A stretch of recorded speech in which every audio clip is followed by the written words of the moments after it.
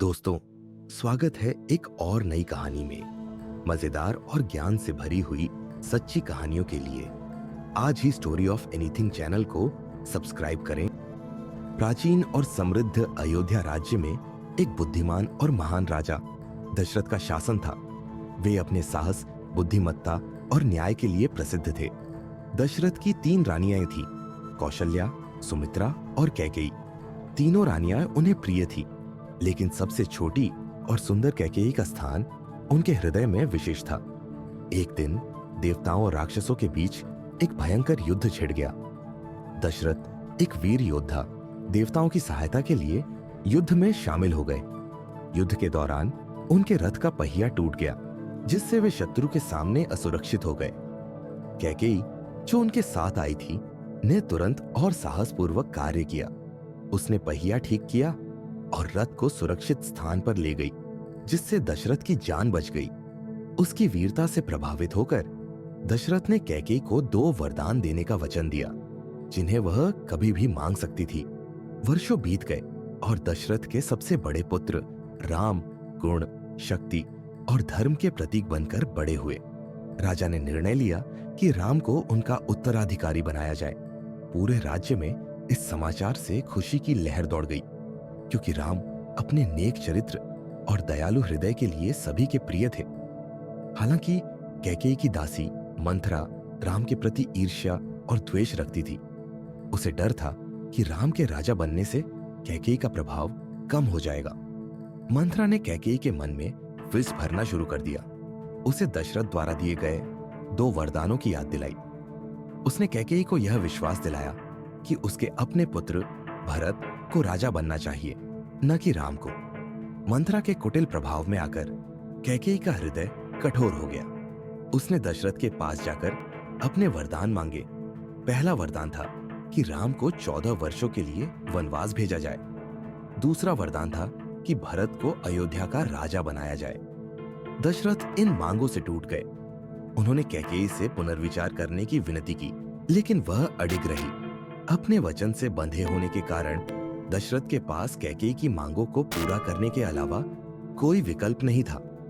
राम, सदैव कर्तव्यनिष्ठ और आज्ञाकारी, ने अपने भाग्य को बिना किसी प्रश्न के स्वीकार कर लिया। उन्होंने वन जाने की तैयारी की। उनके साथ उनकी पत्नी सीता और भाई लक्ष्मण भी थे। राम के वनवास से अयोध्या में गहरा शोक फैल गया। नागरिक रोने लगे और महल में दुख का माहौल छा गया। दशरथ का हृदय टूट गया जब उन्होंने अपने प्रिय पुत्र को जाते देखा। वे इस वियोग को सहन नहीं कर सके और गहरे दुख में डूब गए। उनका स्वास्थ्य तेजी से बिगड़ने लगा और उन्होंने अपने अंतिम दिन अपने भाग्य और कैकेयी के कार्यों पर विलाप करते हुए बिताए। वे अक्सर राम के साथ बिताए सुखद समय को याद करते और अपने किए गए वादों पर पछताते। कैकेयी ने भी जल्द ही अपनी गलती की गंभीरता को समझा। भरत के राज्याभिषेक से जो खुशी उसने पाने की उम्मीद की थी, वह राख में बदल गई जब उसने राज्य के शोक और अपने पति की गिरती हालत को देखा। भरत जब अपनी मां के कार्यों के बारे में जानता है तो वह क्रोधित हो जाता है। वह राम से बहुत प्यार करता था और ऐसे हालात में सिंहासन स्वीकार नहीं कर सकता था। उसने कैकेयी को उसकी स्वार्थपरता के लिए फटकार लगाई और राम को वापस लाने के लिए निकल पड़ा। भरत ने राम को वन में पाया और उनसे अयोध्या लौटकर सिंहासन ग्रहण करने की विनती की।